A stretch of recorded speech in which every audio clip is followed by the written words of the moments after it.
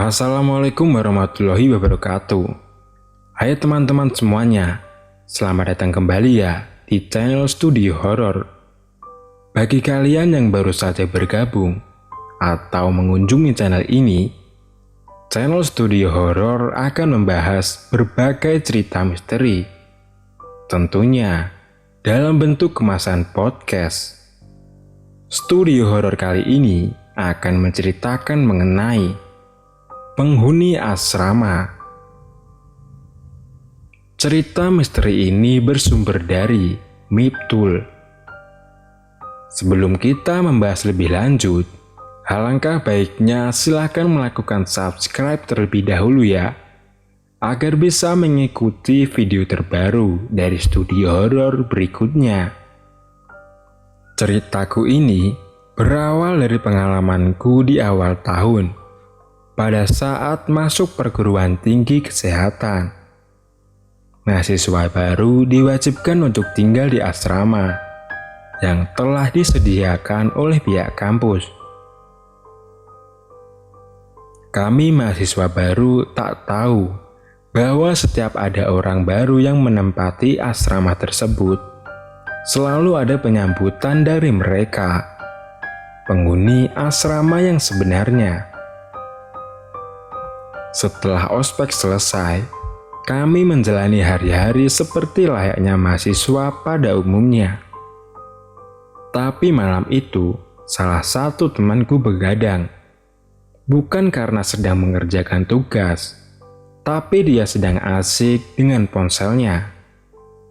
Karena pada waktu itu, lagi musimnya paket midnight. Tiba-tiba dia mendengar suara orang yang sedang menangis. Paginya, dia baru cerita ke aku dan teman-teman yang lain kalau semalam dia mendengar suara tangisan. Kami pun agak kaget dan sebenarnya juga takut. Karena dulunya, kampus kami ini bekas tempat penitipan bayi. 2 hari kemudian, ketika aku sedang di kamar sendirian, karena romanku sedang pulang kampung, aku sengaja pasang alarm jam 1 dini hari. Niatnya, aku mau streaming film kesukaanku. Tapi ketika aku bangun dan mematikan alarmku, aku mendengar suara tangisan. Aku penasaran dan mencoba mencari sumber suaranya. Aku keluar kamar dan menempelkan kupingku di setiap pintu kamar untuk mencari suara itu. Pertama, aku cek depan kamarku, tapi nggak ada suara orang menangis. Kemudian, aku cek samping kiri dan kanan kamarku. Sama saja, nggak ada suara orang menangis. Akhirnya aku balik lagi masuk ke dalam kamarku. Dan aku mendengar suara tangisan itu lagi. Aku pun takut. Dan buru-buru aku tidur dan memasang headset di telingaku, mengencangkan suara musiknya agar aku nggak mendengar suara tangisan itu lagi. Esoknya, aku ceritakan ke teman-temanku, dan mereka juga mulai panik dan takut. Tapi salah satu temanku bilang, "Udah, jangan panik lagi ya. Mungkin kamu salah dengar kali. Kalau nggak gitu, itu suara film yang kamu tonton." Akhirnya aku mencoba berpikir rileks dan nggak panik lagi. Tapi gara-gara kejadian ini, hampir setiap malam aku selalu tidur pakai headset dan memutar musik agak keras supaya nggak dengar suara tangisan itu lagi.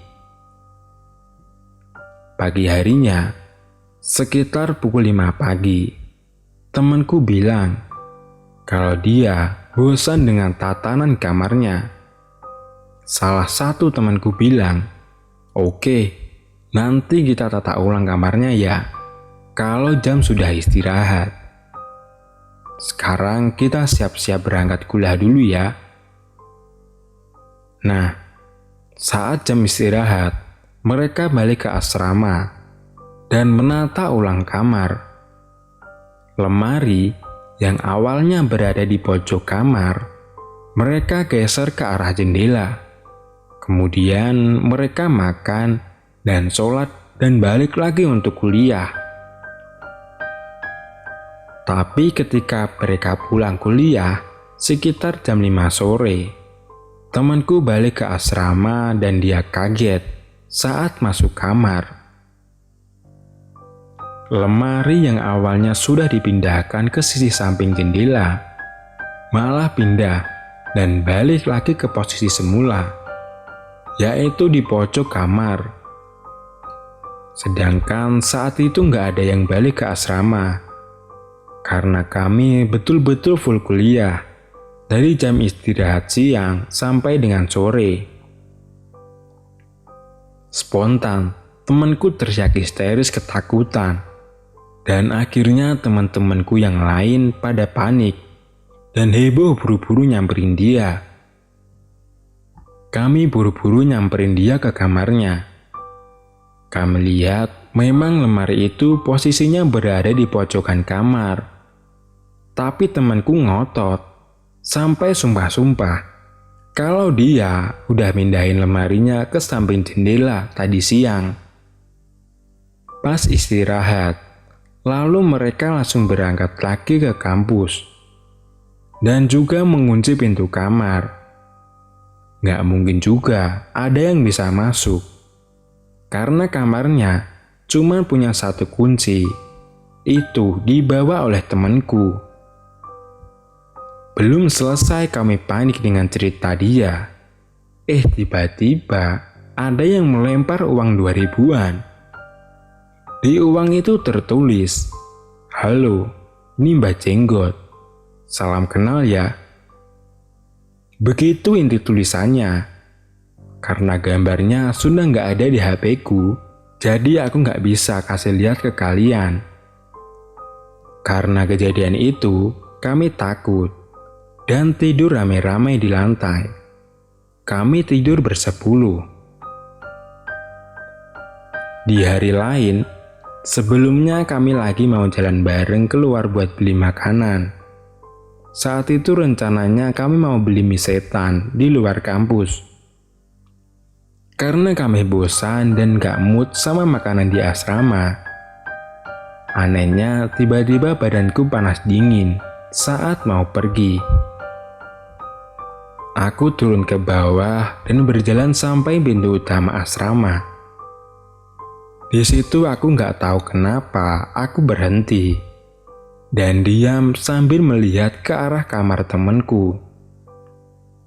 Bisa dibilang saat itu aku melamun. Kemudian temanku bilang, "Hei, jangan ngelamun kamu, hei." Aku tersentak dan langsung jalan lagi keluar asrama. Di perjalanan, temanku pada bahas tentang si Mbak Jenggot dan terornya waktu itu. Kemudian aku bilang ke mereka, "Guys, tolong jangan bahas ini di sini ya. Hawanya masih kerasa nggak enak." Dan benar saja, saat kami meneruskan perjalanan, hawanya kerasa makin nggak enak. Dan tiba-tiba, tanpa sadar aku teriak-teriak histeris. Teman-temanku bacain aku ayat-ayat suci Al-Quran. Tapi aku tetap teriak-teriak. Akhirnya kami semua nggak jadi beli makan di luar kampus. Dan aku digendong teman-temanku balik ke asrama lagi, ke ruang tamu. Di ruang tamu, di situ aku diem kayak orang linglung. Aku setengah sadar dan setengah enggak. Tapi aku masih bisa mengenali teman-temanku. Tapi badanku kaku seperti ada yang mengendalikanku. Aku cuma bisa bergumam, "Panas, panas." Setiap kali mereka bacain ayat-ayat suci Al-Quran. Lalu aku dibawa ke kamar. Aku diwuduin karena nggak tahu kenapa tiba-tiba aku nggak hafal gerakan wudhu. Tangan aku kaku banget, nggak bisa ambil air wudhu. Kemudian sholat pun aku lupa semua gerakannya dan harus baca apa. Tanganku digerakin sama temanku, semacam orang baru belajar gerakan sholat. Sampai di rakaat ketiga, sepenuhnya aku sadar dan bisa ngelanjutin sholat sampai rakaat terakhir. Kata temanku yang ada di kamar horor itu, dia melihat sekilas kayak ada kakek bungkuk loncat ke bawah. Dan tepat saat aku berada di pintu utama asrama, itulah yang membuat aku teriak-teriak histeris dan gak bisa mengendalikan tubuhku sendiri. Besoknya, saat pukul 7 malam, kami semua lagi mengerjakan PR bareng-bareng. Tapi, ketika pukul 8 malam tiba, salah satu penghuni asrama teriak-teriak. Asal suaranya dari kamar mandi lorong kiri. Kami semua langsung lari menuju sumber suara. Dan benar saja, dia kesurupan. Dia ini anak indiku, sebut saja namanya Rita. Rita terus teriak-teriak histeris sambil menangis. Dan tiba-tiba dia berdiri dan berjalan ke arah tempat jemuran baju di lorong kiri atas asrama. Kami semua mengikutinya. Terus dia ngomong, "Saya nggak suka kalian hidup. Kalian pikir saya nggak sedih mati kayak gini? Saya juga pengen hidup, Mbak." Rita ngomong sambil nangis. Kemudian salah satu temanku tanya, "Emang kamu kenapa?" Saya dibunuh sama mahasiswa sini. Mahasiswa itu mabuk. Karena takut ketahuan, dia melempar beling ke arah bawah dan tepat mengenai jantung saya. Saya ditemukan warga keesokan harinya, jawab Rita. Kemudian Rita kembali berjalan ke arah jembatan. Ia ketemu cewek. Cewek itu namanya Mbak Cantik. Dia sendiri menyebutnya begitu. Dia sering nangis dan tempatnya pindah-pindah. Kadang di jembatan, kadang di balkon kamarku, atau samping kamar kananku. Rita berjalan lagi ke arah ruang yang biasanya dipakai buat nonton TV bareng-bareng. Ruangan itu nggak jauh dari kamar mandi. Lalu si Rita bilang, Duk, kamu ini cewek. Tolong dijaga ya kebersihannya. Bilang ke teman-temanmu juga, kalau buang pembalut itu di tempat sampah dan dicuci dengan bersih. Kalau udah malam juga, jangan teriak-teriak dan tertawa ngakak ya. Saya terganggu, Nduk. Ucapnya kemudian dia bilang lagi, "Oh iya, saya juga minta tolong, Nduk. Tolong satukan kaki saya." Rita cerita kalau memang kaki mbah-mbah itu terpotong-potong. Selain itu ada lagi kamar mandi di lorong kiri sebelum jembatan. Di situ ada noni-noni Belanda. Dia nggak cerita apa-apa. Dia cuma sering nongol tiap malam dan kedengaran suara high heel-nya. Lanjut lagi, Rita berjalan ke bawah ke tempat jemuran baju anak cowok. Disitulah tempat Mbah Jenggot itu berada. Mbah itu sudah seperti leluhurnya di asrama ini. Dia nggak suka barang-barang yang berbau menyengat. Menurut cerita, katanya ada salah satu teman cowokku yang mencuci celana dalamnya nggak bersih. Dan Mbah Jenggot itu juga cerita kalau uang 2000 itu memang dari dia. Tapi yang menulis tulisannya itu noni-noni Belanda yang pakai nama Mbah Jenggot. Kemudian yang melempar uang itu ke arahku. Waktu itu si mbak-mbak yang dibunuh. Di sisi lain, aku sama teman-temanku baca Yasin di kamar. Nggak berani keluar. Aku dilarang keluar dari kamar karena takut aku bakal ketempelan lagi. Tapi karena aku bandel, aku keluar kamar dan masuk ke kamar temanku. Jadi hari itu cerita kesurupan 5 penghuni asrama secara bergantian.